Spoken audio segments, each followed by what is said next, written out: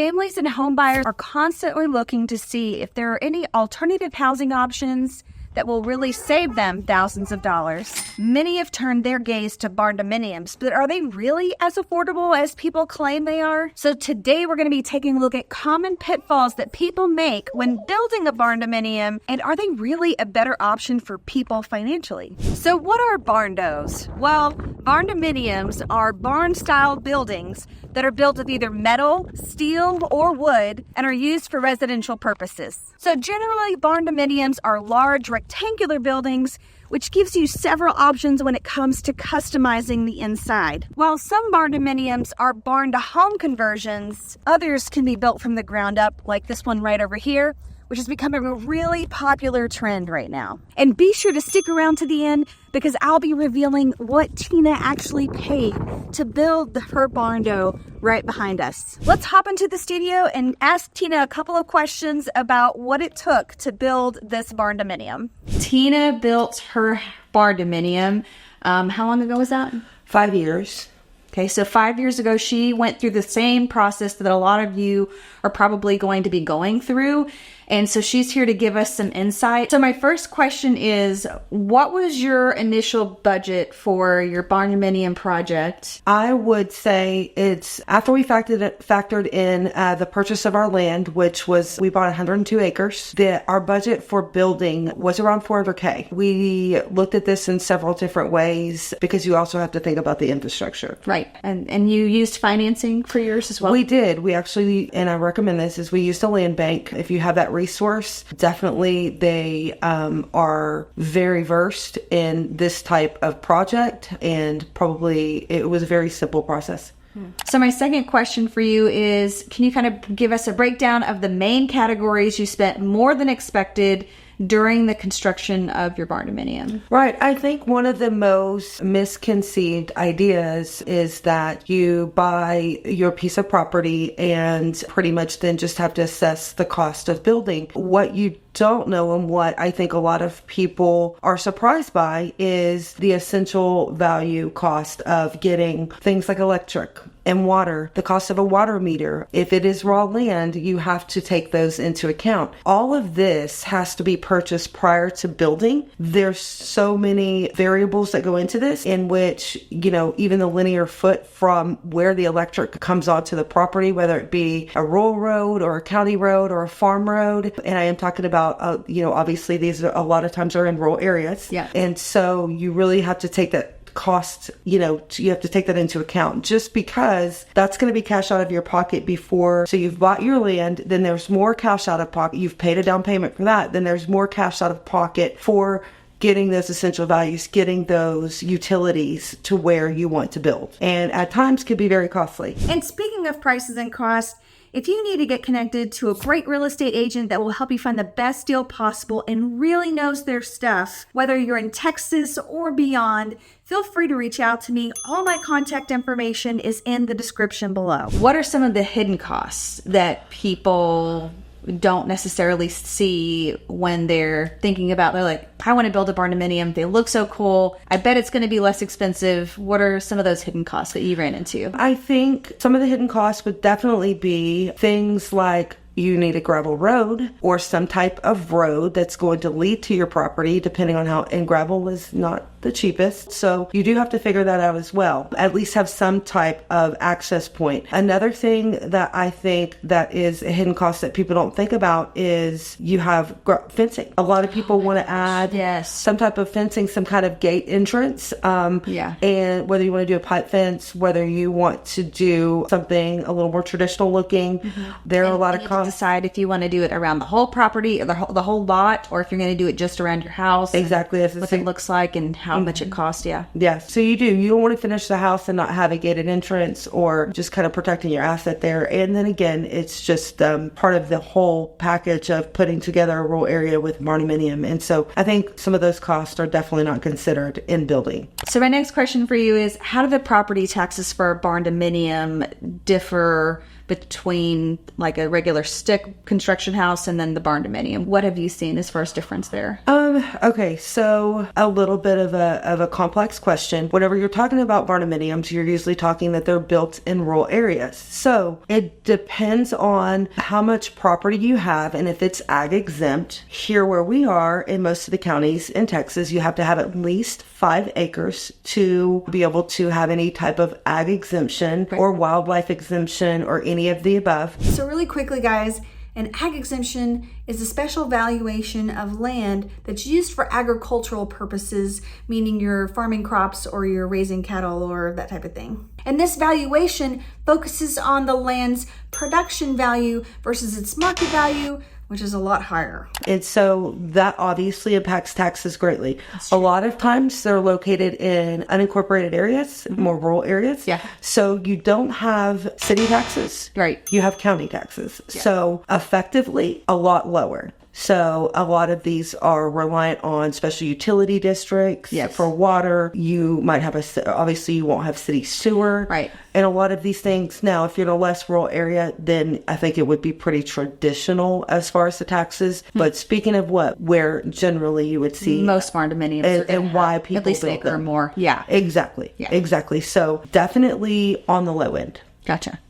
Awesome. So, are there any specific maintenance challenges or costs after you moved into your barndominium, kind of after the fact, that you didn't realize up front? So they, as I've stated, they're very efficient. You will typically, in any custom barndominium builder, or even if someone is doing it by themselves, there's a spray foam, which is just another level of efficiency. The metal roof has a 50-year, most of them, if not all, have a 50-year warranty. So I would definitely say they are extremely efficient, and the warranties, now the additional maintenance. Yeah. So being a metal building, the ventilation is definitely different because it's a different than a brick and mortar or even a stucco.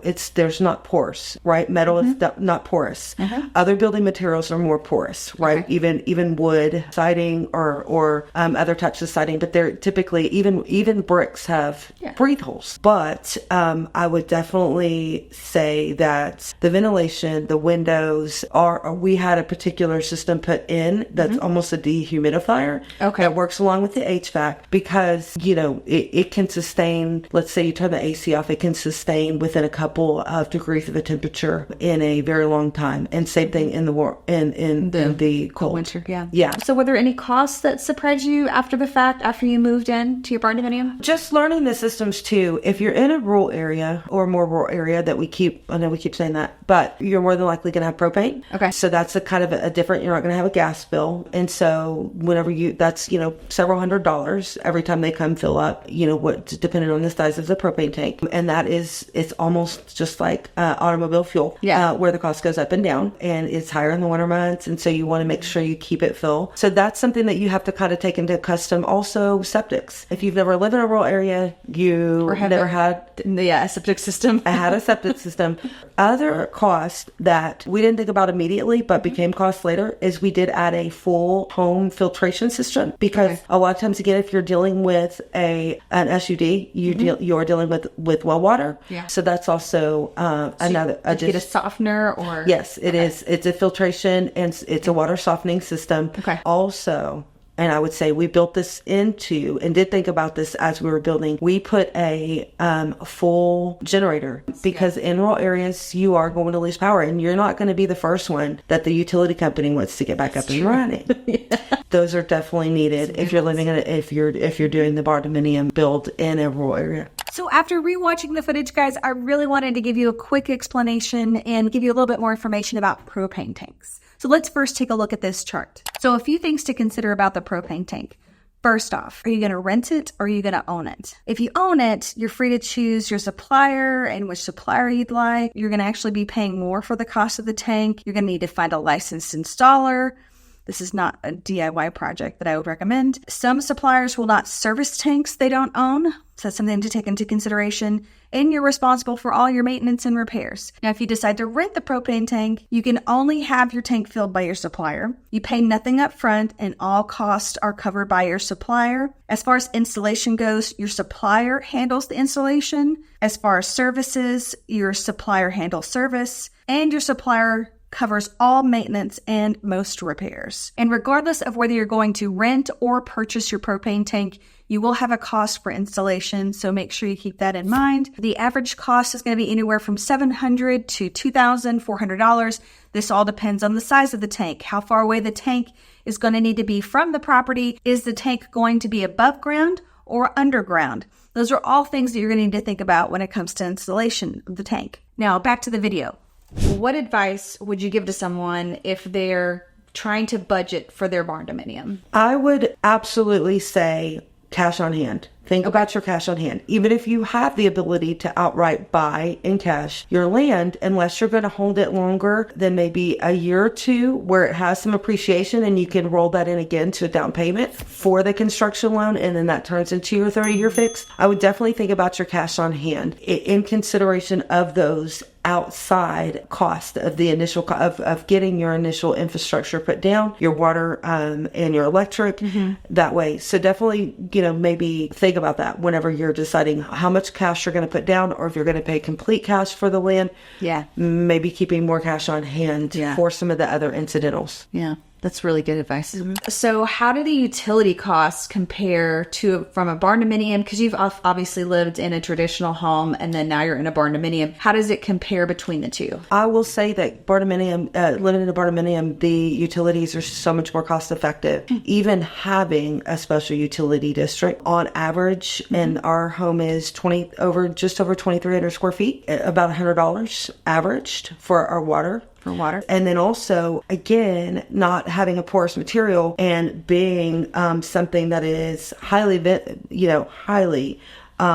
insulated. Yes, very insulated. Our electric bill, even in the Texas heat, the hot summers, we average it, and it's never over $170. Okay. So I would say absolutely efficient as far as living expenses. Yeah, and it probably comes down to how you constructed it as well, and if you made the right choices for that aspect too, with the radiant barrier and made some adjustments there, it'll affect everything else. Absolutely, the spray foam is definitely something. And again, a lot of these custom barndominium builders, they know how to make them completely energy efficient. So looking back, would you say the total financial investment in your barndominium was worth it at the end of the day versus a traditional? 100%. And then again, you're also dealing with land, with dirt, and it's always going to appreciate. But the materials, they're more durable, they're stronger, they have a longer life, and it's lower maintenance. You don't have that exterior maintenance like you do a traditional home. That's why they're made for more rural areas. It'll be there longer than you and I. Yeah. And we'll have some more information about the Barndominium company that Tina used in the description below. So if you are in Texas, especially this North Dallas kind of area, we do have a really good recommendation. We'll probably have a couple other recommendations with some other companies, so be sure to check out the description below for all of that information. So Tina, how much did you pay for your barndominium? $340,000, and worth every penny. Wow, and that's not including the land, right? No, not including the land. Okay. Yep. Awesome. So what do you guys think? Are there any financial pitfalls that we left out or missed in our conversations today? Let me know in the comments below. We want to hear about all of your experience, positive and negative. And if you want to know about a few more affordable housing options for you and your family, you want to watch this video somewhere over here, I think. Thank you guys so much for watching, and we'll see you on the next video.